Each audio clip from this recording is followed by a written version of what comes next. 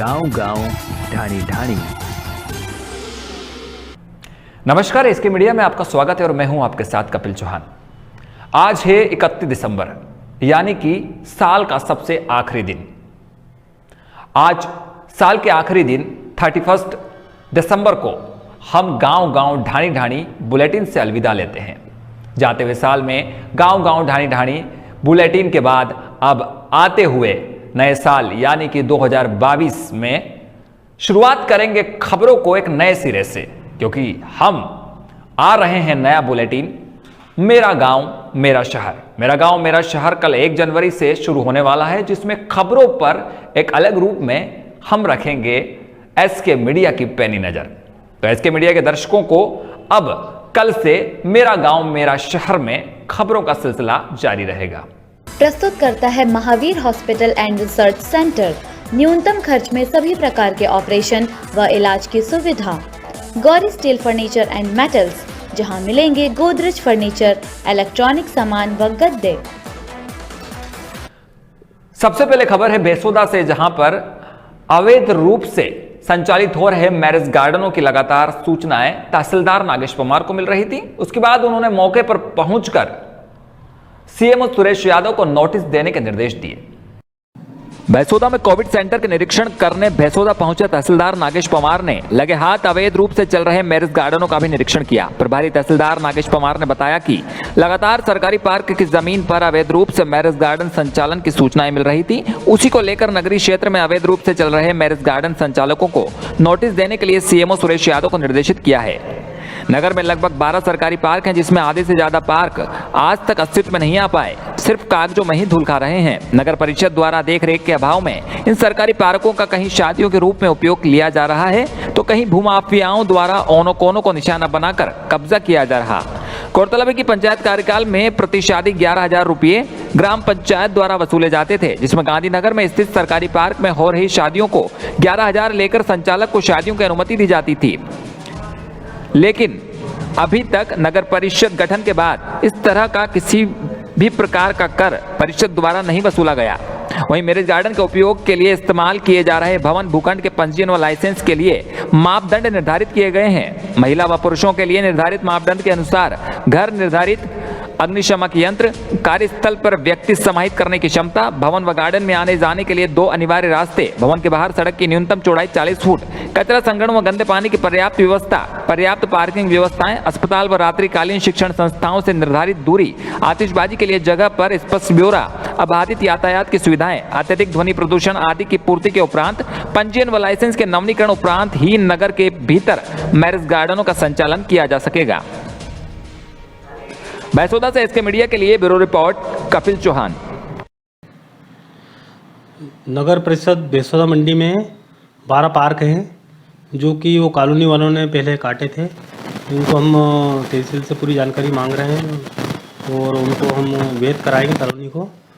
और जितने भी गार्डन हैं या खुले स्थान हैं, वहाँ पे हम लोग शादी करते हैं या वो टेंट वाले टेंट लगाते हैं, उनकी भी हम जानकारी जुटाएंगे। लेकिन अभी हमारे पास पूरा रिकॉर्ड आया नहीं है जो कॉलोनी वाले का। हम रिकॉर्ड की पूरी जानकारी चाह रहे हैं। कल माननीय हमारे तहसीलदार साहब भी आए, श्रीमान जी तहसीलदार साहब भी आए थे। हम पटवारी साहब ने हम सब इसका पूरा डेटा जुटा रहे हैं और कॉलोनी वाले को नोटिस देंगे कि आपने कॉलोनी कैसे काटी थी, क्या काटा था, टीएनसी से अनुमति ली थी, नहीं ली थी, और कौन से गार्डन आपने सरकारी छोड़े हैं, कौन कौन से गरीबी जो स्लम एरिया छोड़ा है, उनकी हम जानकारी जुटा रहे हैं और हम तुरंत ही इसके ऊपर कार्रवाई कर रहे हैं। सर, नगर परिषद बनने से पूर्व पंचायत कार्यकाल में जो है कुछ ऐसे गार्डन हैं तथाकथित जिनसे जो है शादियों में कर वसूली की जाती थी जी, वो अभी क्या नगर परिषद बनने के बाद किया गया इस तरह की जितनी शादियाँ होंगी? नहीं, हमारे क्या है, या शादियाँ तो हर गार्डन में हो रही हैं, खुले स्थान पे, स्कूल में हो रही हैं, गार्डन में हो रही हैं। उसके अब हमारे पास कोई आवेदन लेके आएगा शादी वाला, जो हमारे शादी बच्चे या बेटी या बेटा की, तो हम जो भी होगा, ये तो क्या करते हैं खुले स्थान पे या जो गार्डन वार्डन है, ये टेंट वाले क्या करते, टेंट लगा देते हैं वहाँ पे, इनसे जो भी शादी का पैसा वसूल। और वही भैंसोदा में गल्ला व्यापारी की दुकान से अज्ञात चोर 75 कट्टे अनाज के चुरा ले गए। बैसोदा भानपुरा मुख्य मार्ग पर एक गल्ला व्यापारी की दुकान पर चोरी हो गई, जिसमें अज्ञात चोर लोहे की शटर को ताला तोड़कर लगभग 75 कट्टे अनाज चुरा ले गए। बैसोदा मंडी निवासी गल्ला व्यापारी ने पुलिस को दिए आवेदन में बताया कि पड़ोसी ने अलसुबह सूचना दी कि दुकान के शटर व ताला टूटा हुआ है, जिसके बाद पहुंचने पर पता लगा कि दुकान में रखे गेहूं, चावल, सोयाबीन, धनिया, मसूर के 75 कट्टे गायब है। वहीं गल्ले में रखी 1500 रुपये नकदी भी नहीं मिली। लगभग 3.5 लाख अनाज का दुकानदार को नुकसान पहुंचा है। वहीं पुलिस मामले की जांच में जुटी है। बैसोदा मंदसौर से एसके मीडिया के लिए चंद्र प्रकाश यादव की रिपोर्ट। चौमहला में कोटा नागदा मेमो ट्रेन को चौमहला तक बढ़ाने की मांग को लेकर ओम बिड़ला को पत्र लिखा गया। सामाजिक कार्यकर्ता गुलजार एच जिनवाला ने कोटा सांसद व लोकसभा स्पीकर ओम बिड़ला को पत्र लिखकर आगामी 5 जनवरी 2022 से कोटा से शामगढ़ तक मेमो ट्रेन चलना प्रस्तावित है, जिसे बिड़ला द्वारा हरी झंडी दिखाई जाएगी। राजस्थान के अंतिम स्टेशन चौराहा तक चलाने का अनुरोध किया है। ज्ञात रहे पूर्व में कोटा से दरा, मोड़क, रामगंज मंडी, भवानी मंडी, चौमहला तक प्रतिदिन आने जाने वाले अप डाउनर सरकारी कर्मचारियों ने एक मेमो ट्रेन चलाने की मांग कोटा सांसद ओम बिड़ला से की थी। तब उन्होंने शीघ्र ही उनकी मांग पूरी करने का आश्वासन दिया था।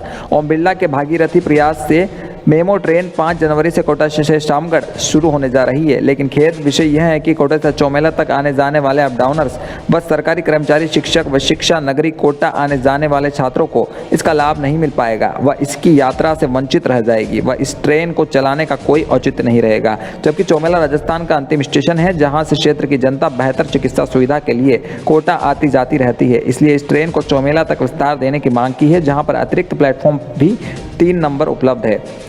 चौमहला से एसके मीडिया के लिए रमेश मोदी की रिपोर्ट। चौमहला में आरएसएस का एकत्रीकरण कार्यक्रम हुआ, जिसमें 49 स्थानों से 230 स्वयं सेवकों ने भाग लिया। राष्ट्रीय स्वयंसेवक संघ खंड चौमहला का एकत्रीकरण कार्यक्रम गुरुवार को आदर्श विद्या मंदिर परिसर में संपन्न हुआ, जिसमें 49 स्थानों से 230 स्वयंसेवकों ने भाग लिया। इस दौरान विभिन्न प्रकार के शारीरिक कार्यक्रमों का आयोजन किया गया। स्वयंसेवकों ने सामूहिक सूर्य नमस्कार का प्रदर्शन किया और विभिन्न प्रकार के खेलों में भाग लिया। उसके बाद समापन सत्र में जिला प्रचारक दिग्पाल सिंह और सह जिला कार्यवाहक शंकर सिंह का मार्गदर्शन स्वयंसेवकों को मिला। इस अवसर पर आगामी कार्यक्रमों से संबंधित चर्चा भी हुई। चौमहला से एसके मीडिया के लिए रमेश मोदी की रिपोर्ट। भानपुरा में प्रशासन ने बड़े महादेव का अतिक्रमण हटाकर 2 करोड़ की शासकीय भूमि को अतिक्रमण मुक्त किया। भानपुरा में बड़ा महादेव रोड स्थित शमशान के पास शासकीय भूमि पर प्रशासन द्वारा अतिक्रमण हटाने की कार्रवाई की गई, जिसमें लोगों द्वारा रेडियो व अन्य अस्थायी प्रकार के अतिक्रमण किए गए थे। उक्त अतिक्रमण हटाकर शासकीय भूमि को मुक्त कराया गया, जो कि लगभग 2 करोड़ रुपए की शासकीय भूमि है। अतिक्रमण हटाने की कार्रवाई के दौरान मौके पर तहसीलदार भानपुरा नागेश कुमार, राजस्व निरीक्षक नारायण चौहान, कस्बा पटवारी रोहतास सिंह भदौरिया व अन्य पटवारी तथा नगर परिषद व पुलिस विभाग के कर्मचारी उपस्थित रहे। तहसीलदार नागेश कुमार ने बताया कि इसके अतिरिक्त भी अन्य जगहों पर किए गए अतिक्रमण को हटाने की कार्रवाई जल्द से जल्द की जाएगी, जिसके संबंध में नोटिस जारी किए जा चुके हैं। भानपुरा मंदसौर से एसके मीडिया के लिए अफजल शेख की रिपोर्ट। भानपुरा के शासकीय अस्पताल में तहसीलदार व बीएमओ ने चिकित्सकों के लिए बैठक। कोरोना वायरस के नए वेरिएंट के संक्रमण से रोकथाम एवं बचाव के संबंध में आज भानपुरा नगर में शासकीय अस्पताल में निजी चिकित्सकों की बैठक तहसीलदार नागेश कुमार व बीएमओ वीरेंद्र कुमार वर्मा के निर्देशन में आयोजित की गई, जिसमें सभी चिकित्सकों को निर्देशित किया वह कोविड-19 पेशेंट का निजी चिकित्सालय में इलाज नहीं करेंगे तथा कोई पेशेंट आता है तो उसकी तत्काल सूचना शासकीय चिकित्सालय में भेजेंगे। भानपुरा मंदसौर से एसके मीडिया के लिए अफजल शेख की रिपोर्ट। भवानी मंडी में अस्थायी रूप से झोपड़ी बनाकर रहने वाले परिवारों को फल व बिस्कुट वितरण कर की मदद। जैन श्वेतांबर सोशल ग्रुप द्वारा पूर्व की भांति माह के अंतिम दिन 31 दिसंबर शुक्रवार को राजकीय कामरुद्दीन चिकित्सालय में मरीजों को व अस्थायी झोपड़ियां बनाकर रहने वाले परिवारों को फल, दूध व बिस्किट का वितरण किया गया। आज के इस आयोजन के लाभार्थी ग्रुप के पूर्व अध्यक्ष नरेंद्र ज्योति पिछोलिया रहे। इस अवसर पर दिलीप गोटावाला, महावीर बापना, समाजसेवी कालूलाल सालेचा, संजय श्रीमाल, सुनील मारवाड़ी, डॉक्टर गौरव जैन, नितिन सुराणा, पीयूष चौधरी, डॉक्टर मनीष भंडारी, सुमित सालेचा, पीयूष जैन, मनीष सालेचा, ग्रुप अध्यक्ष अरविंद पिछोलिया व महिला सदस्य भावना पिछोलिया उपस्थित रहे। जैन श्वेतांबर सोशल ग्रुप द्वारा माह के अंतिम दिन राजकीय चिकित्सालय में मरीजों को फल, दूध व बिस्किट वितरण का यह सेवा कार्य पिछले 5 वर्षों से ग्रुप सदस्यों के सहयोग व सेवा भावना से निरंतर किया जा रहा है। भवानी मंडी से एसके मीडिया के लिए रामदयाल गुजराती की रिपोर्ट। राजस्थान के दौसा में मां सरस्वती ब्लड डोनेशन टीम ने एक गर्भवती महिला की बचाई जान। तुरंत डिलीवरी के बाद महिला का ब्लड चढ़ाने के लिए मौजूद लोगों में से जब कोई ब्लड देने में समर्थ नहीं रहा तो महिला के पति का संपर्क मां Saraswati blood donation team Dausa के सदस्य दीनदयाल बेरवा, पिता राम प्रकाश बेरवा, निवासी राम गोपाल की ढाणी बोरई जयपुर से हुआ। फिर दीनदयाल बेरवा अपनी निजी वाहन की सहायता से दौसा जिला अस्पताल के ब्लड बैंक में पहुंचकर गर्भवती महिला के लिए अपने जीवन का तीसरी बार रक्तदान किया तथा महिला के पति ने दीनदयाल बेरवा और मां Saraswati blood donation team Dausa का आभार व्यक्त किया। दीनदयाल बेरवा बताते हैं कि हमारी टीम सभी जरूरतमंद लोगों के लिए रक्तदान को लेकर हमेशा तत्पर रहती है तथा टीम ने आज तक कई जरूरतमंद लोगों को ब्लड उपलब्ध करवा चुकी है। दौसा जयपुर से एसके मीडिया के लिए विष्णु मीणा की रिपोर्ट। और ये थे अब तक के आज के मुख्य समाचार।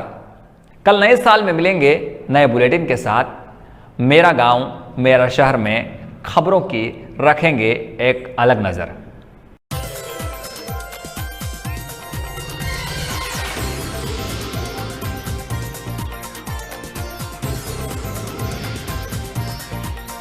गांव गांव ढाणी ढाणी प्रस्तुत करता है Mahavir hospital and research centre. न्यूनतम खर्च में सभी प्रकार के ऑपरेशन व इलाज की सुविधा। Gauri steel furniture and metals, जहां मिलेंगे गोदरेज फर्नीचर, इलेक्ट्रॉनिक सामान व गद्दे।